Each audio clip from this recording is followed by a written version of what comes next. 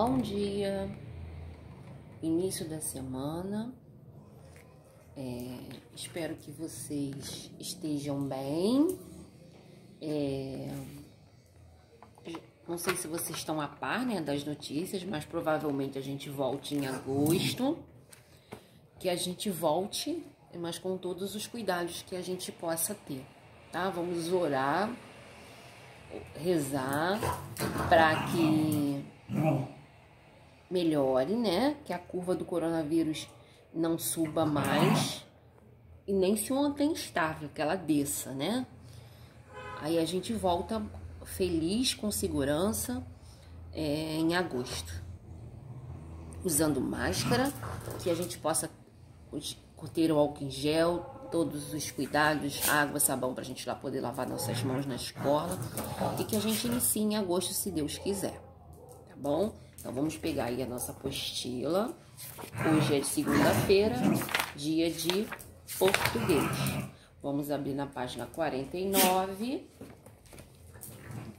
Vocês vão falar assim, tia, essa apostila de português só fala em índio. É porque, com certeza, se a gente não tivesse parado, a gente estaria na época de abril, né, dando essa apostila. E seria a época que a gente comemora os indígenas, né? O mês dos indígenas, que é o mês de abril, 19 de abril, que é o mês dos o dia dos indígenas.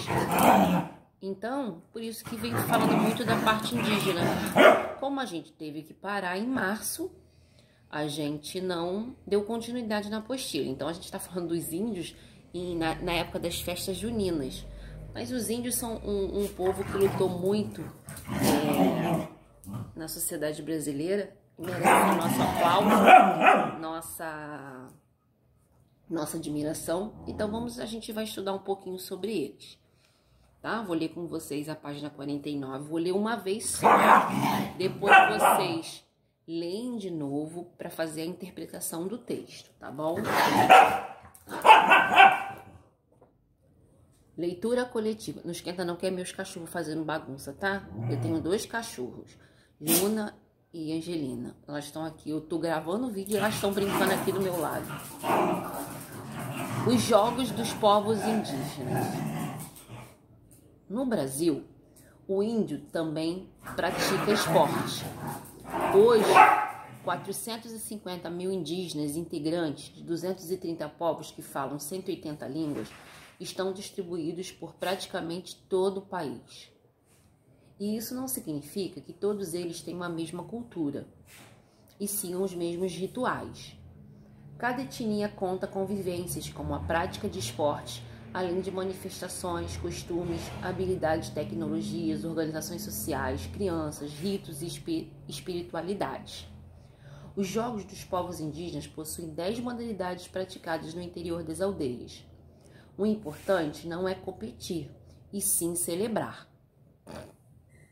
O calendário de jogos inclui 8 modalidades indígenas e 2 que não são competições de canoagem: arco e flecha, cabo de força, arremesso de lança, corrida de 100 metros, corrida de fundo, corrida de tora e natação. Travessia lideram as competições na arena dos jogos, que é montada pela organização do evento. Dentro do Jardim Botânico, na comunidade Sucuri, na capital mato-grossense. O futebol masculino e o futebol feminino completam a lista como esportes não indígenas. Então, a primeira modalidade, arco e flecha. A prova é individual. Cada competidor tem o direito a 3 tiros. O alvo tem o desenho de um peixe.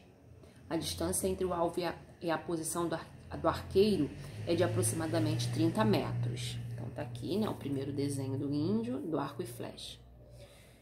Canoagem. A prova é realizada em duplas. O vencedor é identificado pela arbitragem a partir da passagem da ponta da proa da canoa na linha demarcatória.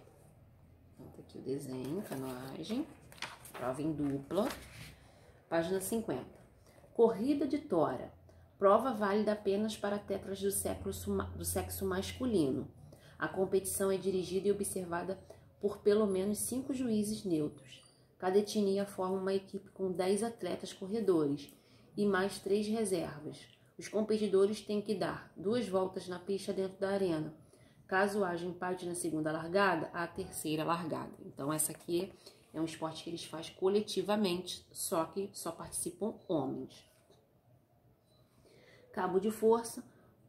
Podem ser inscritas no máximo 2 equipes por delegação indígena, uma masculina e uma outra feminina. O time é composto de 10 atletas e 2 reservas.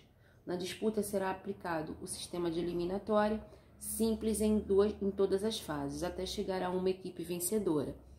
Então, também é coletiva, mas pode participar homens e mulheres. Paralelas aos jogos realizados durante os 10 dias do evento, acontecem demonstrações de esportes tradicionais e exposição de artesanato.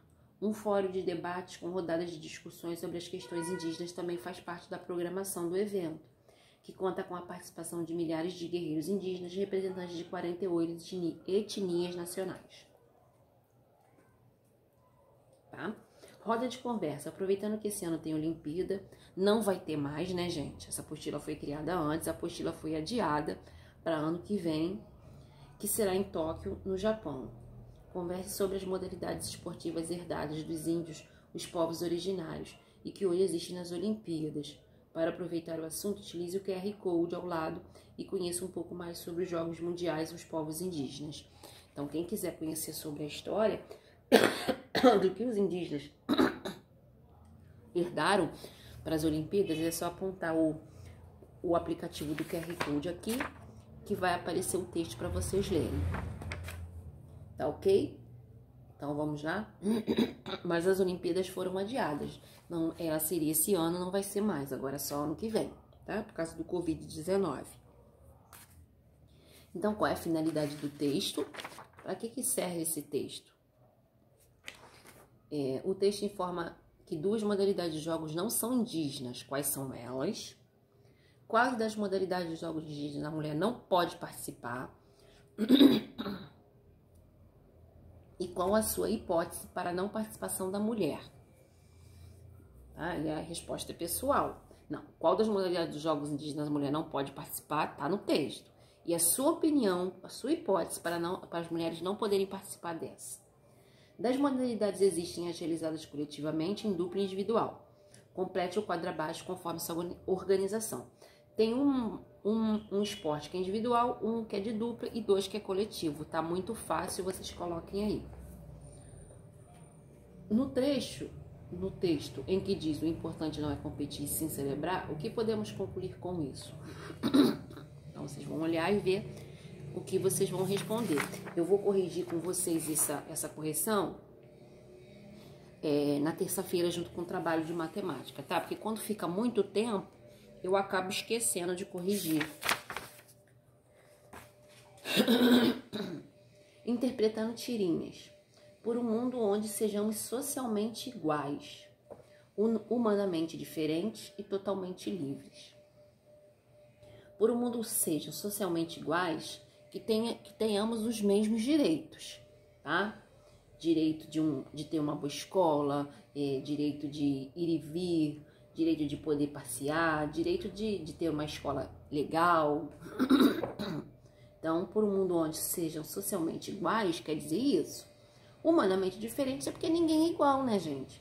A gente tem diferentes etnias, a gente tem o branco, a gente tem o índio, a gente tem o negro, a gente tem o baixinho, o alto, o magro, o gordinho. Então, humanamente diferentes é que a gente não é igual. A gente pode ter, né, dentro da família, que a gente tem os caracteres hereditários, a gente fica parecendo, às vezes, um com o outro. Mas não somos iguais, né? E totalmente livre. Livre na intenção de a gente poder fazer o que a gente quiser, desde que seja permitido. A gente tem direito de ir e vir aonde a gente quiser estar. Número 1. O que é possível perceber no segundo quadrinho, nas características das crianças em relação à ideia de sermos humanamente diferentes? Então, vocês vão olhar. O que quer dizer humanamente diferente? O autor utiliza entre os quadrinhos as reticências, porque há uma. A reticências está no segundo quadradinho. A reticências é esse pontinho aqui, ó. Esses 3 pontinhos que tem aqui. A reticências, ela indica que tem uma continuidade no texto. Só que não se quis dar continuidade. Aí bota a reticência para saber que tem uma continuidade, mas que não foi feita ali naquele momento. Então, vocês vão marcar na continuidade, tá? Isso aí já respondi com vocês, o que significa reticências.